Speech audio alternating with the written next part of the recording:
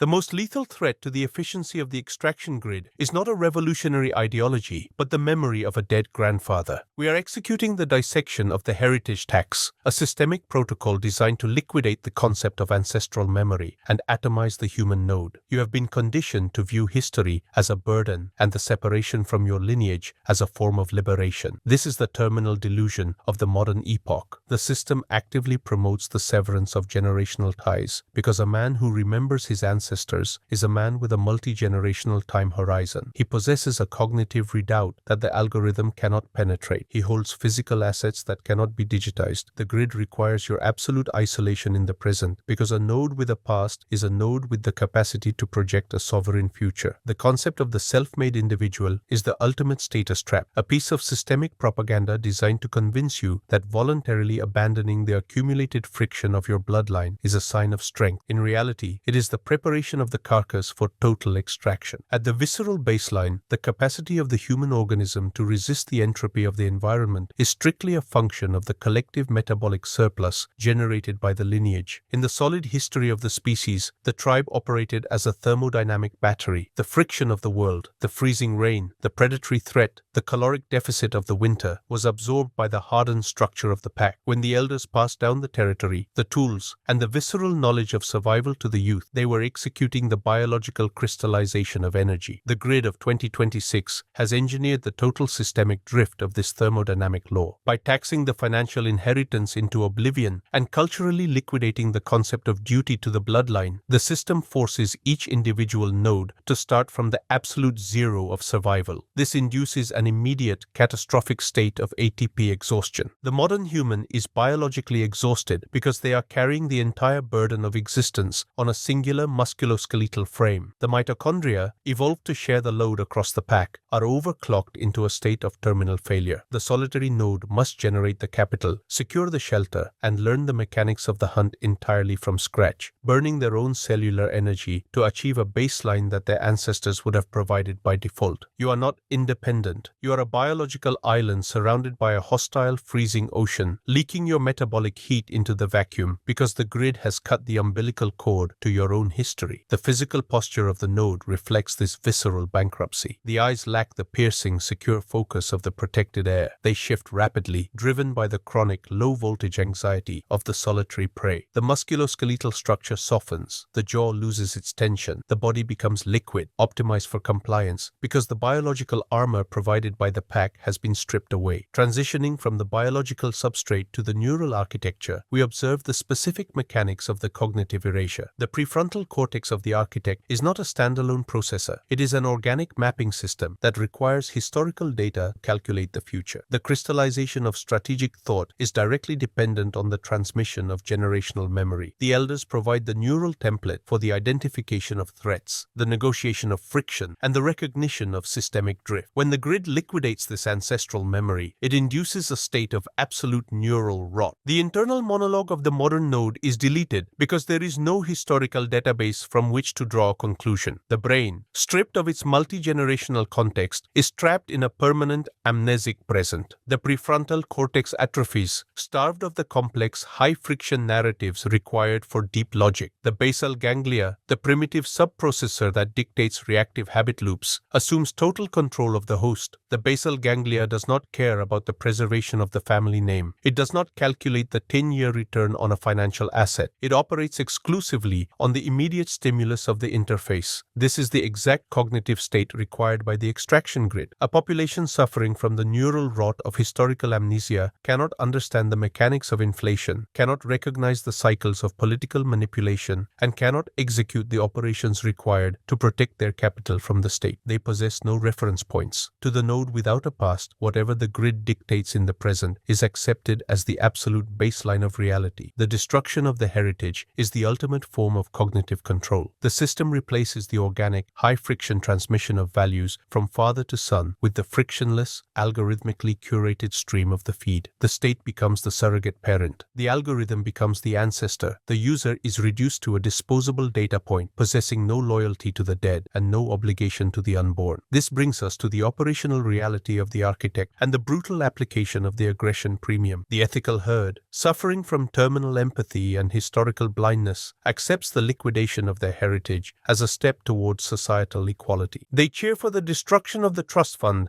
and the demolition of the family estate, failing to realize they are applauding the destruction of their own only defense against the Leviathan. The predator views this systemic amnesia as the ultimate market inefficiency to be exploited. We acknowledge the reality of the grid. The system wants you isolated because an isolated node is easy to consume. The preservation of the architect's sovereignty requires the absolute militant defense of the bloodline. To survive the grid, the architect must view the accumulation and protection of heritage not as a right, but as an act of continuous aggressive warfare. You do not leave your assets visible to the extraction protocols of the state. You utilize the cold mechanics of the aggression premium to hide the capital. The deployment of anonymous corporate shells, offshore trusts, and untracked physical commodities, the gold, the steel, the raw energy, is the mandatory response to the systemic drift. The herd calls this tax evasion. The architect calls it the defense of the lineage. By aggressively shielding your resources and drilling the historical memory of the family into the neural pathways of your heirs, you ensure that your descendants are born into the solid layer of reality, while the children of the masses inherit only the neural rot of the feed and the debts of the grid. The children of the architect inherit the leverage of the predator. You preserve the crystallization of your DNA. The algorithm wants a world of orphans. The architect builds a dynasty in the dark. The evolutionary manipulation of the human timeline is currently executing the most aggressive extinction protocol in the history of organic life. We have reached the coordinate where the biological imperative to reproduce has been actively weaponized against the survival of the lineage. In the visceral history of the architect, the propagation of the species was not a sentimental act. It was the ultimate high-friction strategy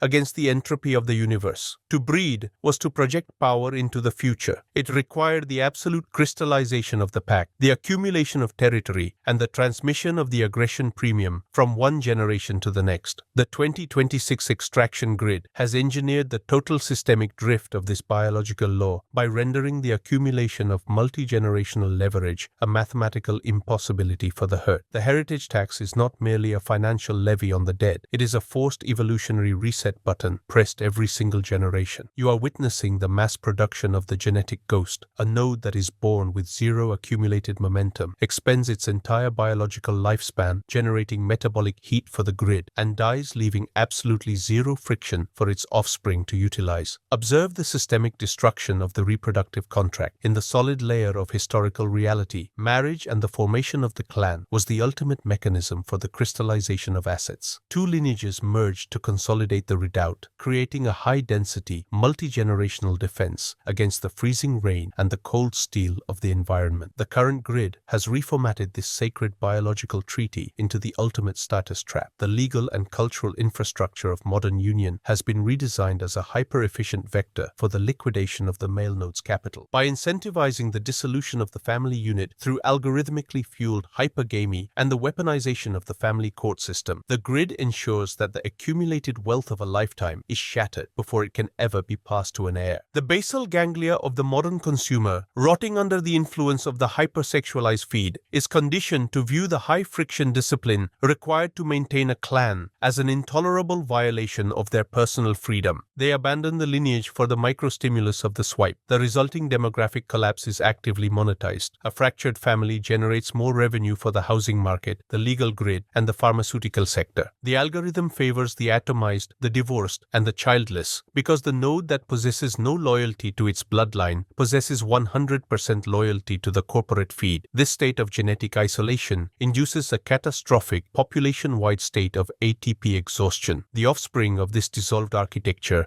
are born into the absolute zero of the liquid state. They inherit no territory. They inherit no strategic doctrine. They inherit only the systemic debt of the previous generation and the neural rot of the interface. The epigenetic markers for long-term survival, the ancient drives that allowed the primate to conquer the biosphere, are actively methylated out of existence. The evolutionary pressure is no longer applied to the traits of the architect, aggression, logic, and sovereignty. The pressure is applied to the traits of the compliant consumer. The grid selects for docility utility. It selects for nodes that will willingly rent their existence from the corporation without demanding the right of ownership. The human lineage is being pruned of its capacity for resistance. The fire of the ancestors is extinguished, replaced by the cold blue light of the terminal, leaving behind a pool of lethargic biomass that exists solely to process the caloric minimum required to keep the server farms operational. Transitioning to the systemic layer, we confront the absolute enclosure of the surrogate matrix. The grid does not merely destroy the biological ancestor, it replaces him. The ultimate goal of the extraction matrix is the total monopolization of dependency. In the natural order, the youth depended on the elders for the transmission of the survival code. The grid has executed a hostile takeover of this dynamic. The state, the platform, and the algorithm are the new patriarchs of the digital orphan. Through the mechanism of the universal basic income, subsidized housing, and algorithmically generated morality, the system provides the illusion of the parental safety net. This is the definition of managed stasis. The grid ensures that the human node never experiences the visceral, life-threatening hunger required to trigger the basal ganglia into a state of aggressive expansion. The slave is kept perfectly sedated, perfectly fed, and perfectly obedient. The taxation of the heritage is justified by the moralistic herd as a necessary redistribution of equality. Systemic analysis reveals it is the final mechanism of the prison. By preventing the accumulation of private wealth across generations, the grid ensures that no rival center of power can ever emerge to challenge the systemic drift. You cannot build a castle if the state confiscates the bricks every 20 years. The herd is kept in a permanent state of adolescence, economically and biologically incapable of challenging the wardens. The division of reality into the solid and liquid layers is now entirely defined by the ability to bypass this generational reset. Look at the behavior of the solids, the apex predators, the elite class that dictates the code. The solids do not pay the heritage tax. The solids do not subject their lineages to the volatility of the public legal grid. They operate in the absolute dark, utilizing the complex friction of offshore trusts, anonymous holding companies, and the accumulation of physical, untracked commodities to transfer their power across the century. They understand that the public ledger is a slaughterhouse designed for the masses. The solids maintain the absolute crystallization of their bloodline through the intentional practice of cognitive and financial isolation. They educate their own heirs. They pass down the cold,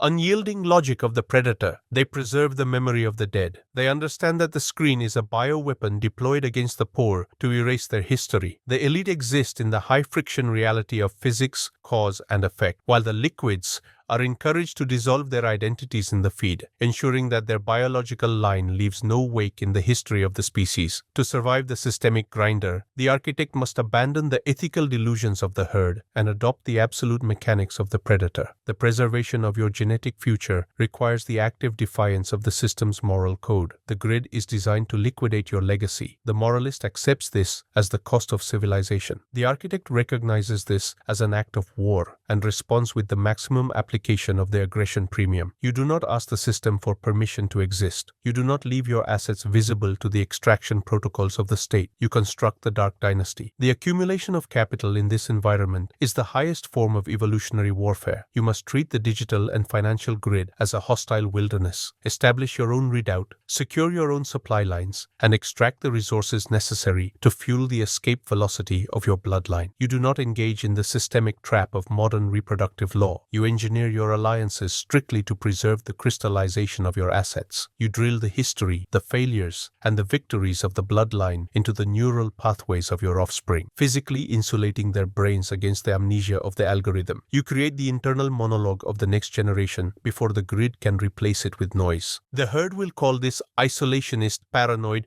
or elitist. The architect understands that in a world designed to erase you, remembering who you are is the ultimate act of violence. The grid wants a world of orphans. The architect builds an empire of heirs, ensuring that when the weak are finally consumed by the very system they worship, the predator's bloodline will be the only one left to inherit the earth. The final coordinate of the heritage timeline is not marked by a revolution, but by the systematic, algorithmically executed demolition of the human graveyard. In the year 2036, the extraction extraction grid has achieved the ultimate objective of the temporal enclosure, the complete eradication of historical friction. You are looking at the terminal stage of the systemic drift, a planetary coordinate where the concept of ancestral memory has been classified as a threat to the efficiency of the matrix and subsequently liquidated. The 2036 nodes are born into the absolute zero of the biological ledger. They possess no family names, no geographical origins, and no inherited narratives. The state has successfully monopolized the role of the patriarch. The algorithm is the mother. The server is the bloodline. The physical environment mirrors this total desolation. The organic, high-friction architecture of the past has rusted away, replaced by the cold steel of the pod cities, standing monolithic against the freezing rain of a dying biosphere. Inside these sterile, temperature-controlled isolation units, the human entity exists as a perfectly atomized data point, entirely disconnected from the momentum of the species, possessing no past to regret and no future to secure. At the visceral baseline, the physical shell of the 2036 orphan is a study in metabolic foreclosure and biological submission. A decade of forced isolation from the multi-generational pack has induced a permanent, irreversible state of ATP exhaustion so profound that the human body has forgotten the physiological response of loyalty. The crystallization of the musculoskeletal system has collapsed. The nodes are structurally liquid, optimized only for the passive consumption of synthetic caloric paste and the continuous generation of compliant behavioral metrics. The mitochondria, evolved over millions of years to generate the massive metabolic surplus required to defend the clan, have downsized to the absolute minimum required for individual survival. The physical capacity for violence, the visceral aggression that built the ancient redoubts of the architect, has been successfully bred out of the genetic code. The respiratory rate is shallow. The heart variability is enslaved to the predictive rhythm of the feed. The endocrine system operates in a complete vacuum of testosterone and oxytocin. The neurochemical rewards for pair bonding and territorial defense have been chemically deactivated by the algorithmic interface. The physical human is merely a vestigial radiator, a nutrient processing bag that bleeds its remaining cellular heat into the glass of the interface. They are bioreactors wired into a matrix that feeds on their entropy, existing in a chronic, low-voltage state of managed stasis. The neurological ruin of the 2036 orphan is the most efficient catastrophe in the history of organic evolution. The prefrontal cortex, the anatomical zone responsible for projecting the ego into the future and anchoring it in the past, has completely atrophied. The space where human consciousness and ancestral memory once coexisted is now fully occupied by the continuous, high-bandwidth stream of the AI. The internal monologue has been eradicated. The node does not generate thoughts. The node experiences the output of the machine. The basal ganglia, completely stripped of its natural insulation, is hardwired directly to the platform's output. This is the terminal zero of neural rot. The brain no longer recognizes the concept of kin, the specific neural pathways required to identify a biological relative, to feel the magnetic pull of shared DNA, have been subjected to the same digital demyelination process that destroyed the attention span. The nodes view other biological humans not as potential allies or continuations of the self, but as competing avatars in a zero-sum digital arena. The silence required to hear the voices of the dead, to feel the weight of history, has been permanently replaced by the white noise of the feed. The slave is not locked in a physical cage. The slave's brain has been mechanically altered so it can no longer conceive of the concept of a lineage. The evolutionary ledger of this epoch is definitively closed. The demographic collapse initiated in the previous decade has resulted in the total biological sterilization of the consumer class. The 2036 orphans